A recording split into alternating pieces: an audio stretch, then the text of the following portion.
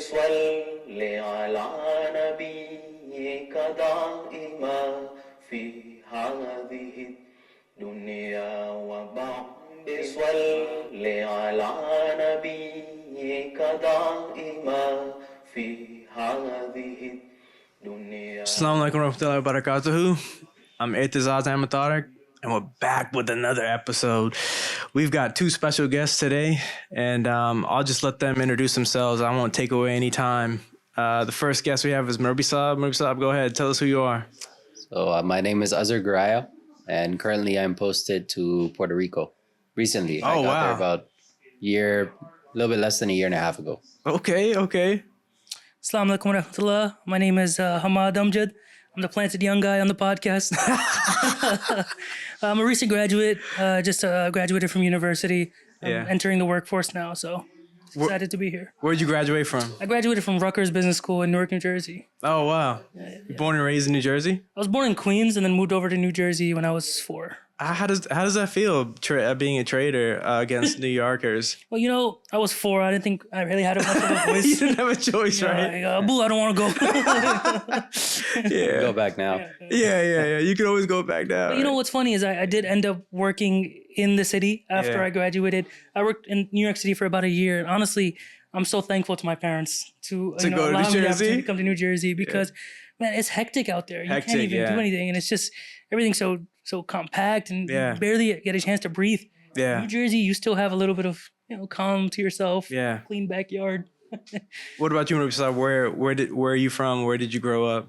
I was born in Canada. My parents are from Pakistan, but I was born in the Greater Toronto area. So for people that don't know about Canada, so Toronto is like one of the big cities there, and it's a metropolitan area. So there's a whole bunch of other cities attached with it. So I was born in the metropolitan area, but when I was quite young, we moved to Peace Village. Oh, okay. So I was, my family was one of the first families actually to move out there. So we got there before there were, I think, like properly paved roads and grass and any of that sort of stuff. And houses were still going up. So we were one of the first families, and, we saw the whole thing grow. And afterwards I went to Jamia in Peace Village. And so I had many years to see how it took off, and Mehdi Saab was there as well, and all of these older murabbis. Maybe the younger guys don't really know them, but when we were growing up, those were the people that we looked up to. So how was it? Because like here in America, we don't have. I think there's some communities that they're trying to build like that. I know that there's an elderly community in Baltimore. Joppa Town. Yeah, in like Joppa, Maryland, that's like pretty up there. That's kind of built like that. But kind of talk through like your experiences of growing up in Peace Village and how that was as compared to. Yeah, here it's more like a retirement sort of community, right? Yeah, it is. Yeah.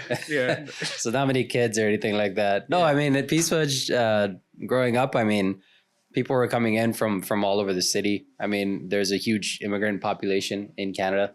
So a lot of people, once Peace Village went up, they wanted for themselves and their kids and their families to grow up by the masjid and around other Ahmadis. So pretty quickly, I mean, the houses got sold, and then people started moving in even to the adjacent neighborhoods, and they started new construction. But my experience growing up was a good experience. I mean, I went to school there. Initially, when I went there, they didn't have a school close by. So they had to bus us out, further than usual, right? For kids my age.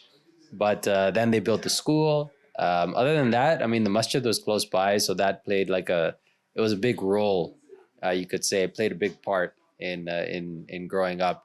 Looking back, I mean, just every day, walking outside and walking past the masjid, or going past the masjid to go to school, or coming back and seeing the masjid. It's constantly on your radar. Yeah. Right. So it was never a kind of a special thing you could say to get up and go for namaz. You would go for namaz, or your parents would send you like 2 or 3 times a day.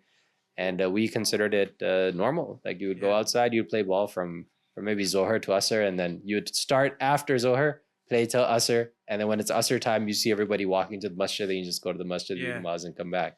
Yeah. Right? So talk to me about how, in an ideal situation, everybody's going to the masjid, everybody's tarbiyat is at that high level.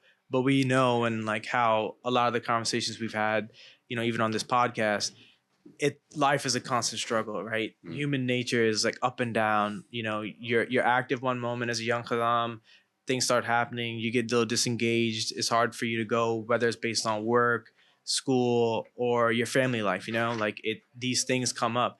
How or did you have any experience growing up with the guys that, you know, it seemed like you guys were all going in one direction, and then some guys kind of veered off? And how did you battle that?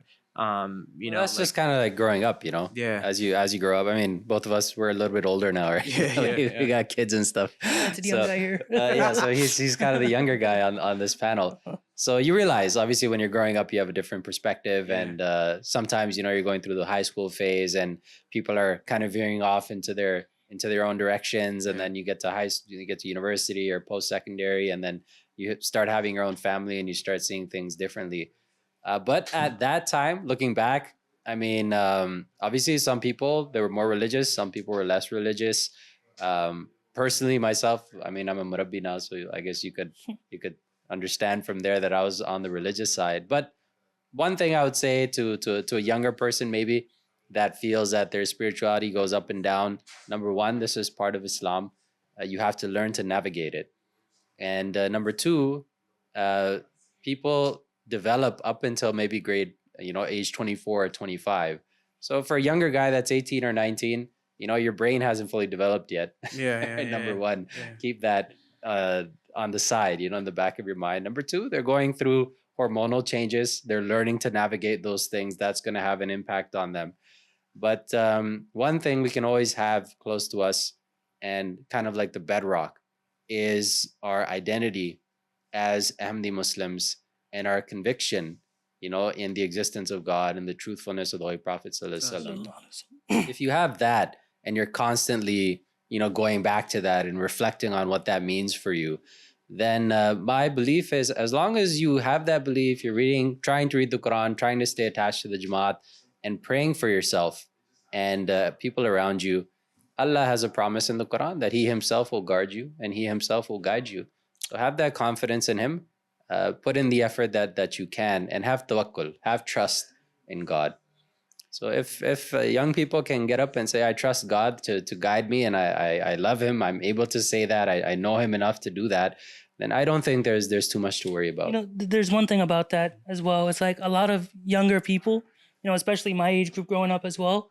You know, we always talk about every episode of the podcast is the social media and how, you know, instant gratification has kind of ruined everything. Where the same comes into a spirituality, as well as a lot of people my age, they want the answer instantly. Yeah. You know, they don't understand something. I need it explained to me. If I don't get it explained to me now, then I'm gone. Yeah. You know, it took even prophets. You know, Prophet Musa alayhi salam went to a mountain for 40 days to figure out an answer. So who are we to say that I instantly need this answer? It takes time. It takes that, you know, dedication to actually, you know, find your answer. Yeah, you know? a lot of young people these days are not used to silence. You know, people always want that noise. They need the chatter. They need the white noise. They constantly need the phone, and that's not natural to us as human beings. You know, this is just something that came up in the past couple of decades. You can say for the vast majority of our history as human beings, you know, we thrive when there's silence, when we can meditate, when we can regurgitate, when we can think about things. So even just from the anthropological perspective or a human perspective, it's important to give ourselves time to disconnect, right? So that we can reconnect, you know, with the things that are important, for us is Allah, right? Yeah. I think it's an age of speed, you know, even in North America, like it's all about, like you described that earlier, the hecticness of New York City, right? I think that's all along the eastern shoreline, coming from New York down to here. So it's not just like trapped in that it's what is it called, a New York mindset? Well, you know, what is it, right? Like it's like something that Nas said, right? And it's like that's like how it is, that speed, boom, boom, boom, boom, being connected. Like, what's this at? You don't know the answer? Boom, I gotta go. I gotta make the next move. I gotta do this. And it's hard. I mean, it's hard to disconnect. It really is. And I think like to everybody, we have to like, you know, keep fighting that battle. But it helps when, you have like a good support system and, you have guys and, at the masjid or, that support you in that sense or friends. Like it's always like, that's very important. You got to have that connection. But what do you think, Amal? You think you could grow up in like a peace village style? Like Canada is different. In my personal opinion, Canada is much different. Yeah, we're a lot nicer. Well, yes. It's a lot different here. Like, and so growing up in that area, the melting pot, New Jersey, New York, how has it been for you? And how can you kind of like look at Murabi Saab's perspective of Peace Village and even try to fathom yourself being like dropped into a scenario? Like, talk to me about that. Yeah, I mean, one thing about, Peace Village, like you mentioned, is, every year or so when I was growing up, I would always come to the Jamia trips, a group of like Khadim from New Jersey, New York, we'd all go to the Jamia trips. And I remember having these conversations at like 12, 13 years old, man. Peace Village is so different because as Americans growing up here, and even in New Jersey, when I was growing up, we can't even fathom the idea of having more than at most 5 Ahmadis in your high school. Yeah. Like if you had more than 5 Ahmadis in your high school, like, whoa, dude, like, careful. Like, you know what I mean? So when we would go to Peace Village and we see that, everyone's getting up for Fajr, and I just remember it being freezing cold when we have to walk to Fajr. It was a crazy concept. And I think, those trips were really important for me because it instilled the idea of how important it is to have that community around you of young guys with you who are able to instill that system of support with you. Because when you're on your own and you're isolated, it's really tough to lock in on your faith and spirituality because it's conversations like this that can sort of, lift each other up. 1,000%. I can give you my personal example. First year out of college, I went to go play football at like essentially like a school in Virginia, right? So it was going to be away from my family, about an hour and so drive. I was going to be living on campus. And, in the beginning, you come in with a lot of like motivation. You're like, I got this, I'm going to focus on my study. I'm going to work out and I'm going to do my namaz and this is going to be great. But the longer you're away from the environment like that, like a Peace Village or just a simple Jamaat support network that you have, or even seeing guys at the masjid weekly, you start to subconsciously drift away and like you don't notice it. And unless someone's there to check you, you start to drift away and you lose yourself, or you start to really have to fight it. It's a harder fight. It's a harder fight now because you're by yourself. And so I think like at that point, when you're in that situation, that's when you really need that support. And I think it's important like to check on everybody, like check on your friends, check on fellow Khadim, make sure they're doing okay, especially in this time of like hecticness and like how fast everything is moving. You take the time to slow down, like give somebody a call. Like, dude, I'll make sure when you're done with this, you call somebody, like just check on somebody, So there was one thing is like during my last couple of years of college, Alhamdulillah, I developed a good group of core friends that were all dedicated, that through that friend group that we all got really involved with the Jamaat, alhamdulillah. So I remember like towards the end, like, guys, we're all graduating soon. Let's take a trip, right? So we're like, all right, where are we going? And as a joke, one of my friends was like, yo, let's go to Puerto Rico. Like, hey, we're going to Puerto Rico. Yeah. So all right, we're going to Puerto Rico. And it actually came to fruition.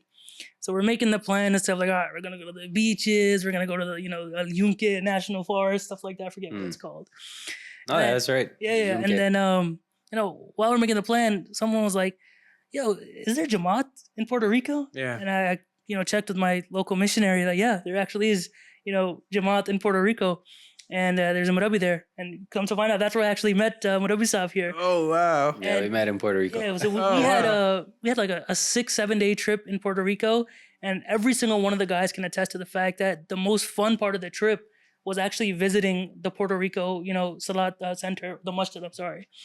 And because we were like, man, sometimes we forget as Americans sitting here, we see the same crowd every jalsa we go to, every ijtima we go to, every time we go to the masjid. But we go to Puerto Rico and we sit down with Murabi Saab and we're just asking him about the mission there. Yeah. And he's telling us like, alhamdulillah, we've had a couple of converts here and there.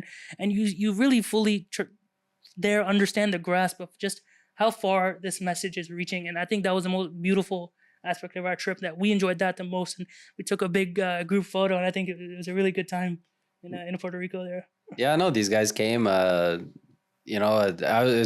kind of surprised me. Yeah, usually that was the first Khadim group that we received Oh wow. coming down to Puerto Rico. At least since I got there. Yeah. And they filled up the entire mosque area. We barely had space to pray. Actually, there's so many of them. I Mashallah. mean, by no means were we an official delegation. We Yeah, were but far I mean, from it was that. the first group of people that had come, right? And I mean, they came. We had a discussion about the history of the Jamaat there, and growing up myself in Peace Village, I mean, you realize that people can convert, but it's not something that you usually see, especially in Peace Village. For example, the 99% of people there were Pakistani, right, or they were born Ahmadis. So for myself, after graduating from Jamia, I was sent to Mexico. Oh wow. And our entire Jamaat were of locals, right? And every person that eventually became a member of our Jamaat, they were local Mexicans. I saw their process of coming from Christianity, from atheism, from being agnostics, and how they came into Islam, and then their progress after that over the next couple of years. So that was it was a great experience for me, and it showed me, demonstrated practically to me, that this is not a ethnic movement. This is not a regional movement. This just because in your specific Jamaat you only see some people that were born Ahmadis or their grandparents were Ahmadis, that doesn't mean that the Jamaat isn't growing in other places. So if you want to see that, maybe a good idea would be to plan a trip. Travel. Go down to some of these new Jamaats, right? Go down to Mexico if you can. Go down to Puerto Rico. Go down to Africa, or go to some of these other countries and show yourself that there are hundreds of thousands of people that are entering into the Jamaat all over the world, and that this Jamaat, as Hazrat Masih Maud stated, within 300 years will become the majority, right? So if you don't understand it, or if you can't understand it, then show it to yourself, right? Yeah. Do yourself the favor, go out, or at least talk to those people that are on the front lines and have seen hundreds and thousands of people enter into the Jamaat. That will go a long way, hopefully, to proving, right, to yourself even, or convincing that this is a global movement and the Jamaat is growing everywhere. And we are privileged to be part of it, or we're privileged to have been born Ahmadis, right? And if you talk to any convert, I talked to a person, he's one of our recent converts. He's, I think, 53 years old. Wow, and he said that I learned about Islam when I was in my 20s. And he's like, my biggest regret is why I didn't accept when I was 20 years old, and I'm now 50, and I lost all that time in between, right? And they look up to people that are born as Ahmadis. They didn't have to go through the whole process of trying to find the true religion and wading through all these different types of churches and different religious movements and philosophies. Someone who was born Ahmadi was given a silver spoon, right, from birth. So it's important that born Ahmadis realize the privilege and the blessings of Allah upon them, and try and do justice to that. Then help other people, help other people find the truth, and try your hardest. Inshallah, if you do it with sincerity, Allah will help you as well. This is a divine Jamaat, and the people of the Jamaat are blessed by Allah as well. So you mentioned one thing about the responsibilities of a born Ahmadi, and as a Khadim growing up, myself included, I can admit that, and I've heard this from other Khadim as well, and that's a lot of pressure. Honestly, when you're a kid, even now, adults, we just want to chill, so when the Khadim tell us that, and, this is for myself included, what do we say? Like, why were we the ones, tasked with this burden, with this responsibility? Like, what do I tell to that Khadim that doesn't really, have care to carry this torch? I mean, I guess it comes back to compassion at a certain level. If you read the Holy Quran, Allah tells us 2 reasons why we should preach or why we should help other people with our religion. Number 1, Ma'zaratan ila Rabbi. Allah states that this is a debt that you owe to Allah. It's an excuse to Him. So preaching the faith in your way, whatever that may be, that is a way to be on good terms or to come into the pleasure of Allah. And number 2, la'allahum yattaqun, so that those people may become saved. So you should preach for the same reason that you wouldn't abandon someone who's drowning. You should preach, or you should try and tell people about Islam for the same reason that if someone's dying of hunger at your door, you wouldn't think, hey, I can't be bothered to open the door and give this guy a piece of bread. That would be cruel on your part. So in the same way, if you have compassion for people, if you truly want to help people, whether those people are your friends, your colleagues, or anyone else, a big part of that is trying to improve their lives through Islam. Whether they accept it or not, that's their decision. And if someone thinks that this is something hard to do, it's not very hard. What I always tell people, the new converts, that sometimes are very, when I tell them about the Tabligh and they get a little bit nervous, they think they don't have enough knowledge. They just became Muslims maybe a couple of weeks or a couple of months ago. What I always tell them is this: listen, you have more knowledge than 99% of every person who's a non-Muslim out there. That's true. You know one thing that they don't know, and that is that there's one God. La ilaha illallah. The kalma shahada. What makes you Muslim? You are the only person in your group of non-Muslim friends who knows that God is one and he has no partner, right? If you can just convey this point to them, right, you've done a great service to that individual, right? So start with what you know. Don't be worried about the things you don't know. And of course, pray for yourself, pray for everyone around you. And if someone feels that that's too big of a responsibility, wear Khadim, man up. Yeah.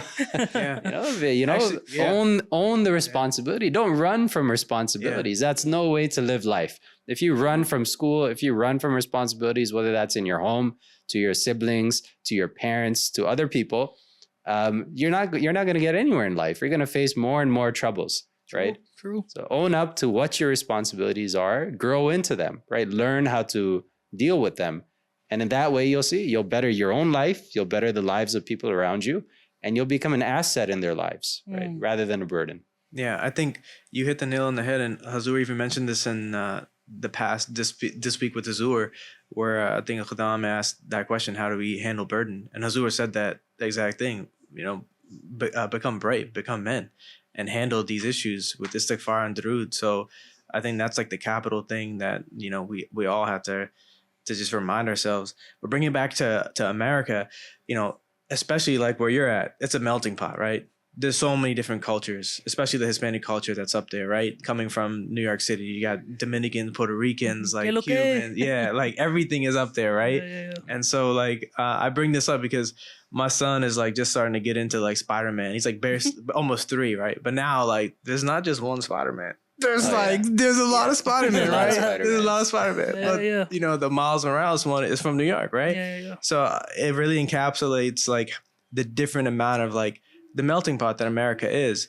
And so as a Spanish speaking Marabi, how have you kind of navigated emphasizing that Islam is a universal religion and one creed, one race doesn't own the rights to it?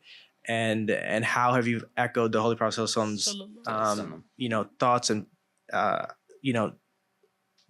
essentially mindset about that? Like how do you work through that, and how do you make that seem real to them? Well, personally, my case hasn't really been navigating the differences between maybe Pakistani culture and Hispanic culture, because wherever I've been, everybody has been a convert. Right. If anything, I'm the odd man out. Yeah. I'm the only Pakistani there. Right.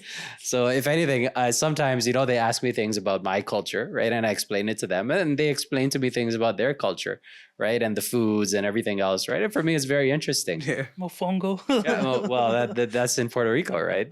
So you have the African, vibes there in Puerto Rico, and you have foods that come initially from Africa.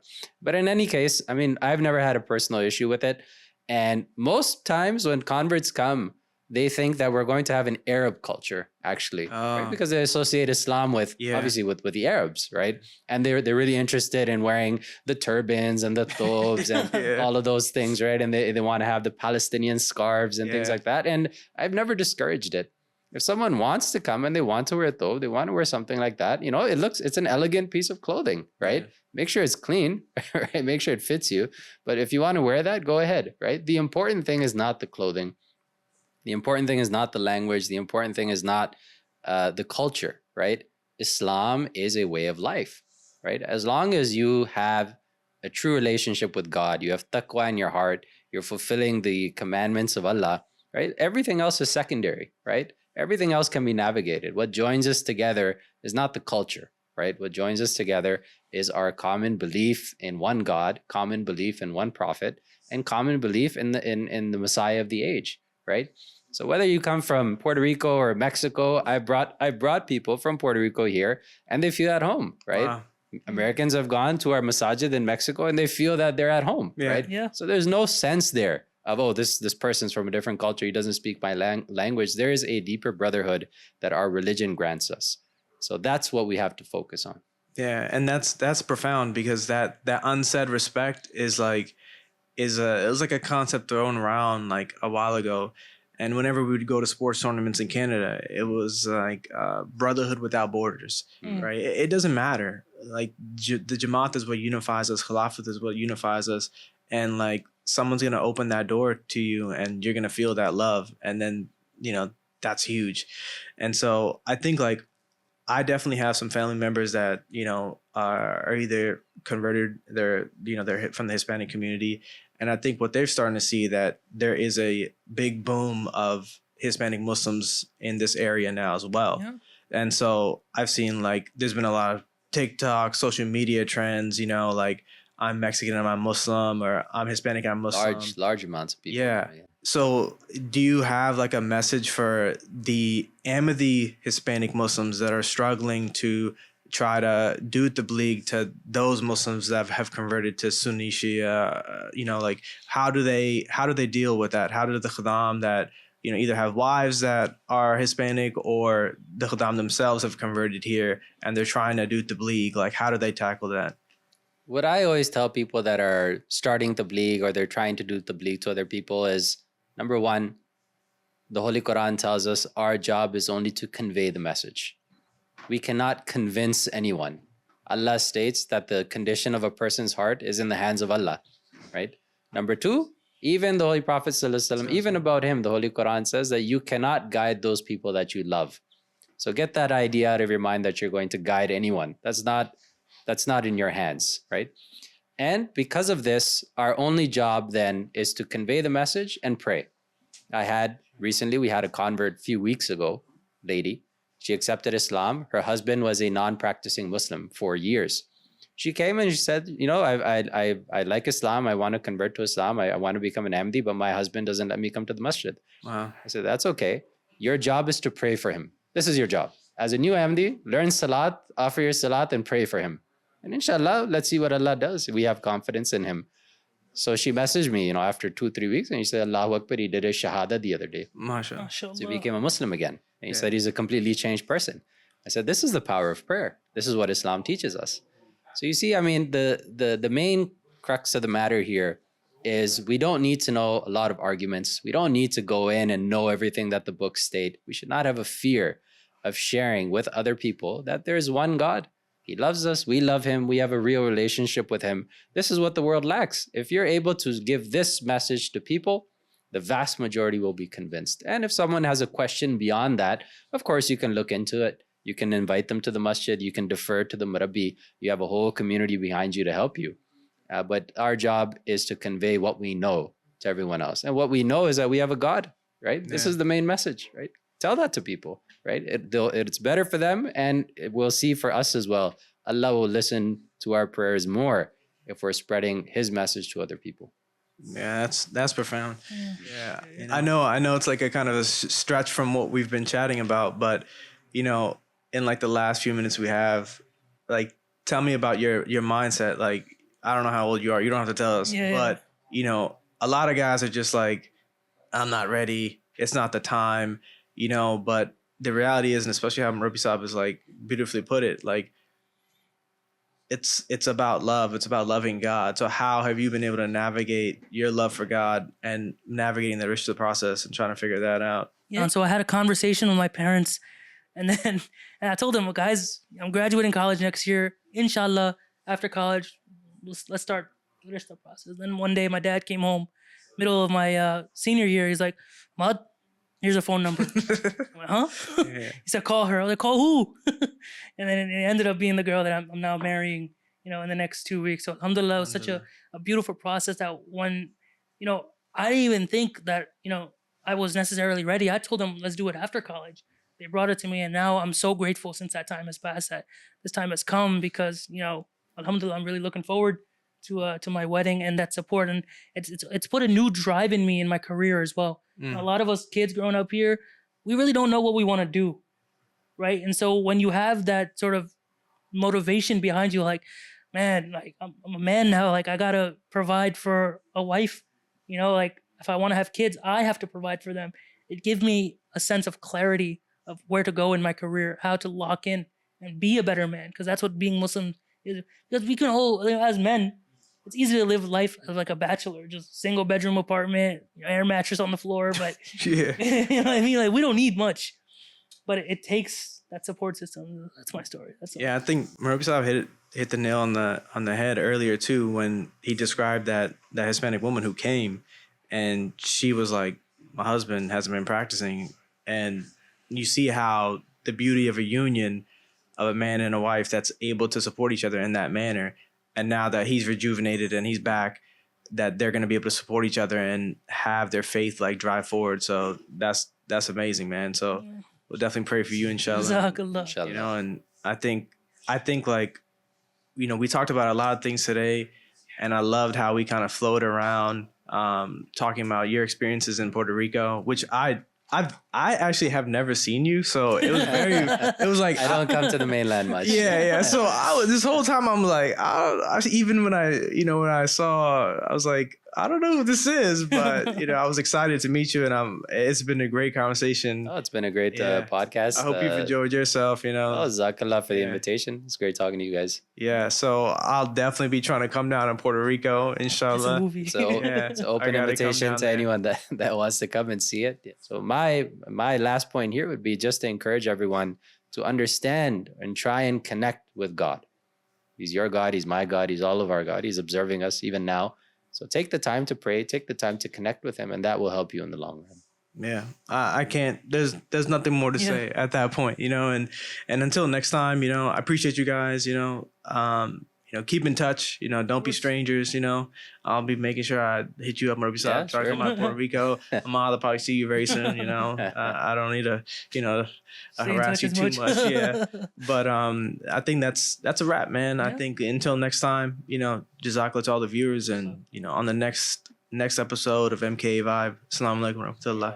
رب صل على نبيك دائما في هذه الدنيا وبعد صل على نبيك دائما